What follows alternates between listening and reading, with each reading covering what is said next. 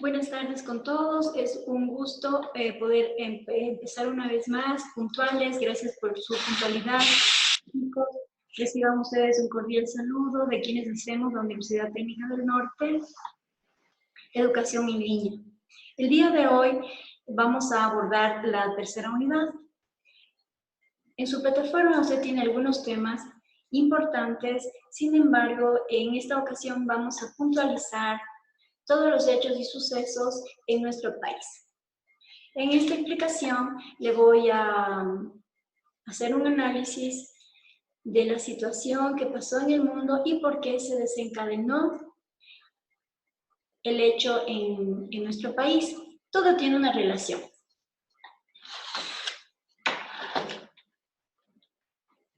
Recuerde, por favor, silenciar su micrófono y si tiene alguna pregunta, alguna inquietud, tenga la bondad y la coloca en el foro, porque va a ser de ayuda para todos. El tema que vamos a abordar es el Ecuador en el siglo XX, los subtemas, la revolución liberal, la plutocracia, la revolución juliana y el velasquismo. Con estos temas está usted muy familiarizado, son temáticas que viene usted abordando desde la primaria y secundaria. Sin embargo, en estas instancias lo que vamos a hacer es profundizar y anclar nuestro conocimiento previo con los sucesos en el mundo y la actual situación en la que nos encontramos. El objetivo es determinar esas connotaciones históricas que han contribuido en la construcción de nuestro actual Ecuador. ¿Cómo es nuestro actual Ecuador? Constitucional, ¿sí? Es democrático, es soberano, independiente, es intercultural, plurinacional y es laico, dentro de un marco de modernidad económica, política, social. Este objetivo vamos a intentar cumplirlo en esta breve videoconferencia. El primer tema es el Ecuador en el siglo XX. Vamos a referirnos sobre la revolución liberal y vamos a empezar con una frase célebre de Eloy Alfaro. Dice: cuando desaparece la práctica de la justicia, se viene al suelo el edificio social que llamamos nación. Bueno, esta frase evoca realmente el pensamiento de Eloy Alfaro, ¿sí? Un liberal, un socialista. Él buscaba justicia. En un tiempo donde prácticamente reinaban los conservadores. Él quería hacer un cambio. Recién celebrábamos un centenario de la muerte, un centenario de esta gran revolución, porque recuerde usted que nuestro país, principalmente nuestro gobierno anterior, evocaba mucho, ¿sí? Sus luchas, evocaba mucho su gran contribución a nuestro país, porque de alguna forma queríamos replicar algunas cosas que hizo Eloy Alfaro, las queríamos implementar recientemente, recuerden. La última constitución del año 2008 recoge mucho el pensamiento de Eloy Alfaro y vamos a ver. Bueno, la revolución liberal empieza con la guerra civil ecuatoriana en el año 1895. Es liderada por el viejo luchador. El viejo luchador, conocido así ya por su edad avanzada, él fue proclamado jefe supremo, fue presidente constitucional en 2 ocasiones, 1897 y 1906. Su lucha estaba en contra de todas las políticas de los conservadores de ese entonces. Vamos a comprender que era conservador. Los conservadores estaban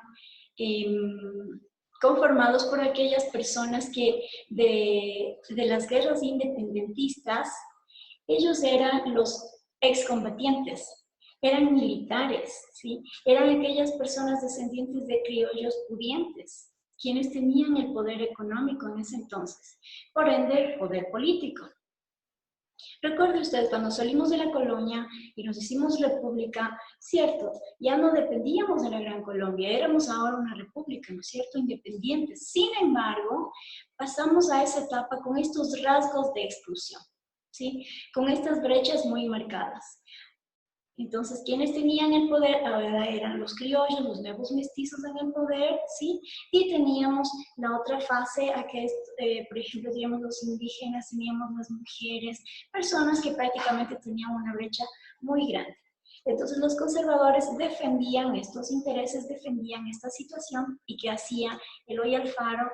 intentaba modificar, intentaba hacer algo más justo. Dentro de los gobiernos conservadores tenemos a Gabriel García Moreno, que fue el principal, ¿sí? Él fue el fundador del Partido Conservador en nuestro país. Tenemos a Ignacio de Ventimilla, tenemos a José María Plácido Camaño. Bueno, por lo que acabamos de decir, existía un descontento social, ¿sí? Existían de igual forma muchas dificultades económicas. Estas dificultades económicas se daban porque no se planificaba, existían de igual forma confrontamientos entre lo que es la costa, entre lo que es la sierra. Ellos buscaban obtener el poder. Sin embargo, Eloy Alfaro, con su pensamiento, quiso transformar esta realidad. ¿Cómo lo pudo hacer? Primero, tuvo que acompañarse de algunos grupos de poder.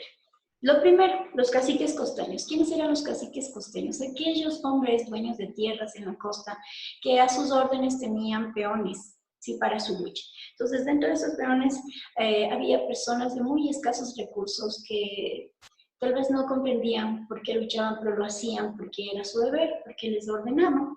Sí, estas personas se llamaban las montoneras. ¿Sí? Entonces, las montoneras en ese tiempo se convirtieron en la base social, económica, política, que prácticamente transformó la realidad social, porque fueron ellos quienes pillaron. También teníamos los revolucionarios emigrados. Estos hombres venían ya de otras luchas, de otros países sudamericanos que ya prácticamente se lograron modificar las constituciones, empezaron a tener prácticas liberales. Entonces, prácticamente se sumaban a las nuevas luchas. También teníamos la burguesía liberal. Bueno, esa burguesía liberal estaba conformada por personas nuevas, personas que habían logrado hacer una riqueza a través de la exportación y la producción y exportación del cacao. ¿Sí? Eran nuevos comerciantes que se dedicaban a la compra-venta, migraban de la costa a la sierra, podían intercambiar productos y principalmente por los banqueros. ¿Sí? Apareció ya la banca y realmente se convirtió en un poder. Se reunieron, principalmente estaba centrada en la costa. Bueno, todos estos grupos importantes permitieron que Eloy Alfaro logre la revolución liberal e implante algunos cambios, de los que vamos a hablar en este momento. ¿Qué cambios hizo Eloy Alfaro? Primero, en el ámbito político y religioso, dicta una nueva constitución. Una nueva constitución que recoge todas dos constituciones anteriores y él logra plasmar algunos derechos que a algunos conservadores no les agradan.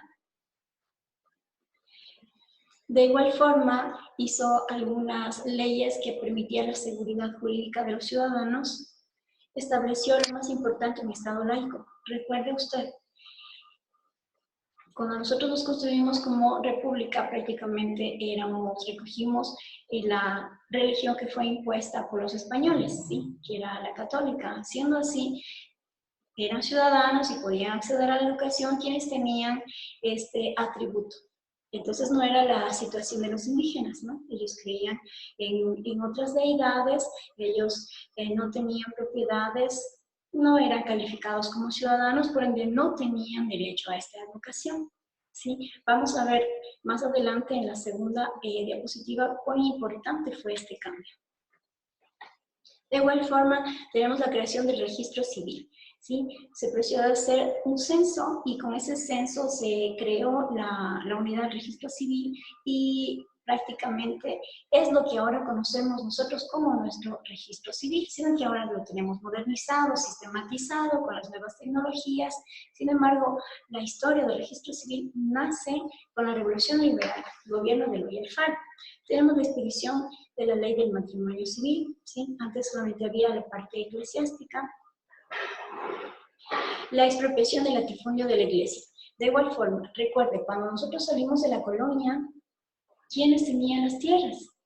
Los criollos y también tenían la iglesia, porque la iglesia tenía mucho poder, tenía tierras y también tenía la opción o la obligación de educar. la eliminación del diezmo y la despenalización de la deuda de los tributos impuestos a los indígenas. Esto prácticamente logró abolir. De igual forma se instaura la educación primaria gratuita, laica y obligatoria. Gratuita porque ya no tenía costo, asumía el costo el Estado, obligatoria porque exigían en este caso a los indígenas a que lleven a sus niños a las escuelas. Esto fue un gran logro. Laica porque no importaba la religión que profesen, tenían derecho a entrar a una institución pública. De igual forma se crea la figura del maestro. ¿Por qué es importante hablar de este tema? Antes no existía el maestro como usted hoy conoce, el docente, ¿no es cierto?, aquel tutor. Antes, ¿quién estaba a cargo de la educación? Estaban las órdenes sacerdotales. En este caso teníamos los franciscanos, los dominicos, teníamos los jesuitas. Principalmente en nuestro país, los jesuitas, bueno, llegan a América en el año 1586. Prácticamente ellos fueron los que educaron. Luego fueron expulsados, ¿sí? En tiempo de la colonia fueron expulsados, pero los logra traer una vez más Gabriel García Moreno. Él logra que vuelvan a nuestro país y les encarga la función de la educación en nuestro país. Entonces, por ende, la educación estaba atada a la parte religiosa. Uno de los logros de Eloy Alfaro es que deslindó las dos cosas. Deslindó lo que es educación y deslindó lo que es religión. Entonces ahora no importaba nuestra religión, a pesar que la constitución de él decía católica, ¿sí? Decía que teníamos una religión católica, sin embargo permitía el libre culto. Significa que podía acceder a los servicios públicos independientemente de cuál sea su religión. Es importante por ello la formación o la figura, se crea recién la figura del maestro en la revolución de Eloy Alfaro. A la par, él genera lo que es la educación secundaria, porque antes había solamente en nuestro país lo que era la primaria, entonces él generó la secundaria. Dentro de las principales obras tiene el Colegio Nacional Mejía, el Colegio Manuela Cañizares, los principales de Quito, el Normal Juan Pablo, el Colegio Militar Eloy Alfaro, el Conservatorio Musical, la Escuela de Bellas Artes, las Escuelas Normales para Indígenas. Esto es importante, escuelas normales para indígenas, ¿sí? Los indígenas podían acudir a la escuela ahora sin ninguna exclusión, sin ninguna discriminación. Y por último, para aquellas personas que estaban en diferentes condiciones, crean las escuelas nocturnas. Entonces usted puede ver, estos colegios aproximadamente tienen 200, 300 años de historia, ¿sí? Fueron creados dentro de la Revolución Liberal. Dentro de lo social logra hacer cambios fenomenales, ¿sí? Él incorpora a la mujer para ejercer el cargo público. Recuerde que la época en la que Eloy Alfaro está gobernando nuestro país coincide con la Primera Guerra Mundial, con los efectos de la Primera Guerra Mundial. Entonces, ¿cuáles eran los efectos de la Primera Guerra Mundial? La mujer se incorporó a la parte laboral, ¿sí? Fue algo bueno. Entonces, cuando ya pasó esto a nivel mundial, todos los países empezaron a organizarse, ¿sí? Y a intentar conseguir estos derechos también en nuestros países. Entonces acá podemos mencionar algunas mujeres ilustres que pudieron estar encabezando, ¿sí? En esta revolución para poder acceder luego incluso al voto. Tenemos de igual forma la construcción de la red de los ferrocarriles. La intención del ferrocarril era unir a nuestro país, ¿sí? Unir la costa, unir la sierra. Era el principal atractivo. En ese tiempo fue una obra de mucha trascendencia que fue rescatada recién en el año 2008-2009 por nuestro anterior gobierno y ahora se convirtió en un atractivo turístico, ¿sí? Reconociendo la importancia de esa obra y fines también pedagógicos. Finalmente, la Revolución Liberal tiene su deceso en el año 1912 con el asesinato de Eloy Alfaro, ¿sí? A él de igual forma lo asesinaron, lo arrastraron y fueron promovidos por la oligarquía y los intereses conservadores. La oligarquía, el grupo de poder, ¿sí? Que no quiere soltar el poder. Y en los intereses de los conservadores, y hablamos quiénes eran los conservadores, aquellas personas que venían incluso de los movimientos independentistas y venían con el poder económico. Y ahora buscaban mantenerse en el poder político. No les agradó los cambios y hicieron que se lo asesine. Bueno, una vez que pasó este periodo importante, quiero que recuerde que hablábamos que uno de los grupos que le ayudó a Eloy Alfaro a mantenerse eran los banqueros. Siendo así, los banqueros toman un rol importante en el próximo periodo, que era la plutocracia. La plutocracia no es más que una forma de gobierno en la que la clase alta es la que predomina. Si nosotros miramos esta imagen, podemos apreciar que es el sistema bancario que provee o que entrega préstamos al gobierno, y el gobierno prácticamente no tiene autonomía, está atado a este sistema bancario. Y como podemos ver en la tercera imagen, el pueblo no puede hacer mucho, solamente está expectando lo que está pasando. Bueno, con esta imagen podemos darnos cuenta de lo que es la plutocracia y lo que estaba pasando en nuestro país en el año 1912 y 1925.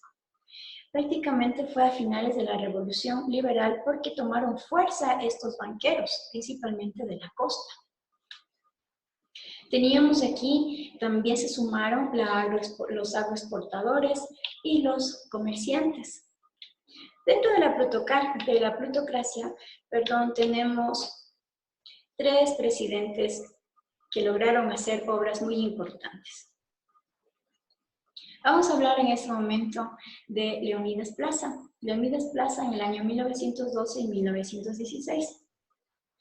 ¿Él qué hace? Entrega más poder político a la banca guayaquileña a cambio de favores económicos. ¿Qué pasa con esta banca guayaquileña? Primero estaba representada por el principal y único banco en ese entonces, que era el Banco Comercial Agrícola en Guayaquil. ¿Qué pasaba con este banco? Este banco entregaba préstamos al Estado. Toda obra pública era financiada con fondos privados. Siendo así, prácticamente estábamos en manos de la oligarquía. De igual forma, los bancos, como no había quien los controle, no había un banco central, no había los lingotes de oro, no había, este control. ¿Qué es lo que hacían? Ellos emitían la moneda de forma descontrolada, ¿sí? La emisión de los billetes de forma descontrolada. ¿Qué es lo que provoca esto? Esto provoca la inflación, ¿sí? Y cuando nosotros caemos en inflación, prácticamente se siente en la clase media-baja, se siente un nivel de pobreza más acentuado. ¿Por qué? Porque encarecen los productos, suben los precios de los productos, ¿sí? Y el nivel adquisitivo de la moneda va bajando y los sueldos no incrementan. Siendo así, el alto costo de la vida se presenta. Esto es una de las consecuencias de la emisión de los billetes por parte de la banca privada, y por el Estado no existe el control debido. También tenemos que existe la resistencia, exige cambios en la propiedad de la tierra y en las relaciones laborales. De igual forma, esto provoca una guerra civil. Vamos a ver luego en el próximo tema, se da una guerra civil por esto. Tenemos un endeudamiento con la banca. Como habíamos hablado, provoca una gran inflación. También se declara la ley moratoria. La ley moratoria era la prohibición por 10 años, ¿sí?, de no traer a nuestro territorio especies vivas para que se reproduzcan y se comercialicen. De igual forma, se prohibió el cambio de billetes en oro. Habíamos mencionado que teníamos 3 presidentes. Estos presidentes prácticamente trabajaban para la banca. Entonces, como habíamos hablado que las medidas económicas se encarecían, se estrechaba esta brecha entre los ciudadanos pudientes y los ciudadanos que prácticamente no tenían recursos. Vamos a hablar de Alfredo Baquerizo Moreno. Él pertenecía a la oligarquía de Guayaquil. Concedió amnistías a los conchistas. Él devolvió prácticamente por un tiempo prudencial la paz al Ecuador. Dictó políticas sociales beneficiando a la clase popular. Por ejemplo, dictaminó las 8 horas de trabajo, ¿sí? Abolió la prisión por deudas. Recuerde, antes teníamos prisión por deudas. Él fue quien la quitó hasta el día de hoy. Impulsó la viabilidad del telégrafo y el alumbrado eléctrico. Hizo buenas obras sociales y cuidó de la educación pública y popular. Además, prolongó la vigencia de la ley moratoria que hemos hablado, que era la prohibición de traer especies vivas, y el respeto a la libre prensa. Mire, aquí esto es importante, porque el respeto a la libre prensa desde el año 1916, desde el año 1920 hasta nuestros días, es algo de lo que nosotros gozamos. Salvo en algunos gobiernos, como en el anterior, hubo muchas observaciones de parte de la ONU porque estamos violentando ese derecho, ¿sí? Principalmente estamos violentando ese derecho a las organizaciones indígenas, ¿sí? Es muy importante que nosotros mantengamos ese derecho. Mire, 100 años atrás se ha conseguido. Tenemos al segundo presidente, que es José Luis Tamayo, desde el año 1920 al año 1924. Él fue otro representante de la plutocracia de Guayaquil. Su ascenso al poder coincidió con la crisis mundial del capitalismo, por ende repercutió sobre la cotización y la colocación del cacao. ¿Sí? Nosotros éramos un país exportador de cacao, sin embargo el capitalismo nos afectó. ¿Sí? Ya no podíamos exportar tanto. Recuerde que vivíamos, era el principal producto del PIB, ¿sí? El cacao, la exportación del cacao. Sin embargo, esta crisis hizo que realmente se reduzcan las exportaciones, nuestra balanza comercial decline de igual forma y esta secuela se sentía ya en la economía del país. De igual forma, la crisis económica fue inevitable. Él tomó algunas medidas, haciendo más pesada la carga para el resto de la sociedad, sin embargo, no fue suficiente. Enfrentó muchas manifestaciones de ciudadanos que estaban inconformes. ¿Sí? ¿Cuáles eran estos ciudadanos que estaban inconformes? Principalmente eran los obreros que estaban asentados en Guayaquil. Este gobierno envió a policías militares y prácticamente ejerció la represión. Finalmente tuvo una masacre de aproximadamente unos 15.000 obreros en Guayaquil. Bien, prácticamente este estado de plutocracia viene a destruir la Revolución Juliana en el año 1925. Vamos a abordar lo que es la Revolución Juliana.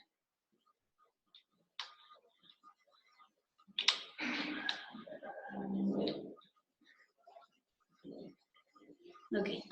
La Revolución Juliana inicia en el año de 1925, el 9 de julio, a través de un golpe de Estado por la Liga Militar. Esta Liga Militar derrotó al tercer presidente de la plutocracia, ¿sí? Es Gonzalo Córdoba, de 1924 a 1925. Algunas de las condiciones o la antesala para que se dé esta revolución juliana fueron las crisis económicas del producto del endeudamiento del gobierno con la banca, ¿sí? Lo que acabamos de hablar. Hubo un endeudamiento sobredimensionado del Estado con la banca. Entonces, prácticamente la banca estaba colocando los presidentes, estaba tomando disposiciones, prácticamente ejercía su poder para la adopción y ejecución de la política pública. Y eso no le gustó al pueblo, llevó a levantarse al pueblo. Apoyan al derrocamiento del presidente. Las masas sociales realmente se pronuncian y lo apoyan. Existe un abuso continuado en la emisión e impresión de billetes sin respaldo, lo que habíamos comentado. Si es que yo hago eso, ¿qué es lo que pasa? Caemos en la inflación, se devalúa nuestra moneda frente a las monedas fuertes del mundo, ¿sí? Por ende, el pueblo empieza a sentir la crisis económica, social y existe el descontento. A este tipo de poder o a este tipo de gobierno nosotros le llamamos el poder ilegítimo. Ese Estado ya no está haciendo lo que debió haber hecho, ya no me siento contento, si acaso lo elegí, ya no me siento representada por ese Estado.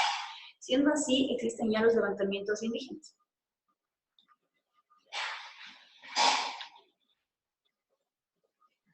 De la inflación hemos hablado.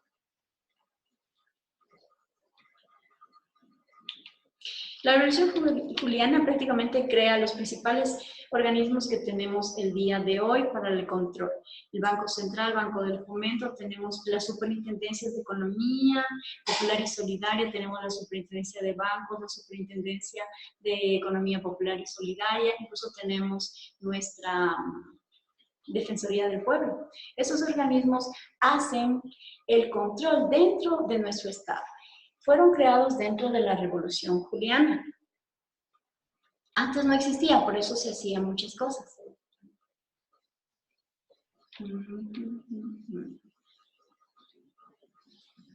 Okay. La Revolución Juliana, entonces, da fin al modelo plutocrático. Se da la protección a la industria nacional. Se crea el Banco Central que habíamos hablado, más las dependencias que le había mencionado. Finalmente, tenemos el velasquismo. El velasquismo, chicas, es un... a mí me encanta describirlo a él como un hombre con un pensamiento conservador, pero de un actuar muy liberal. Él estuvo en nuestras principales épocas de boom, ¿sí? En nuestro país hizo muchos cambios. También llegó a negociar con Dolores Cacuango, mujeres bilingües que hablaban español y quichua, lograron hacer muchas cosas maravillosas para nosotras las mujeres, en especial para la mujer indígena. Sí, lograron hacer algunos acuerdos en el tiempo de Velasco Ibarra. Ellos dieron los inicios para las principales reformas agrarias, para las escuelas bilingües. Tenemos 5 veces presidente a Velasco Ibarra.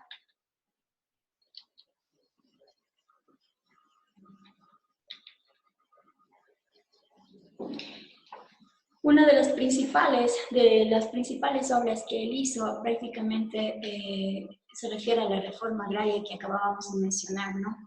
¿Por qué? Porque la reforma, recuerde usted, antes la concentración de la tierra estaba en pocas manos, ¿sí? Hasta el día de hoy nosotros tenemos una organización que se generó en el año 2010, con el afán de expropiar a los hacendados, a los terratenientes de las tierras y adjudicar por posesión a los comuneros, ¿sí? Previa a la organización a través de las CEPS, la creación de sus asociaciones en el organismo de control de las CEPS, la Superintendencia de Economía Popular y Solidaria, ¿sí?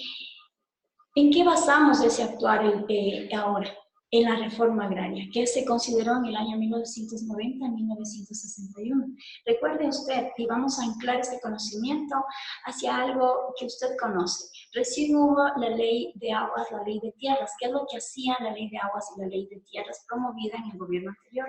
Buscaba de que esas tierras que tenían los terratenientes con agua, con las buenas tierras, ¿sí? Con tierras fértiles, también sea parte de los comuneros. Bueno, chicas, se nos ha acabado el tiempo, realmente ha sido un gusto. Buenas tardes.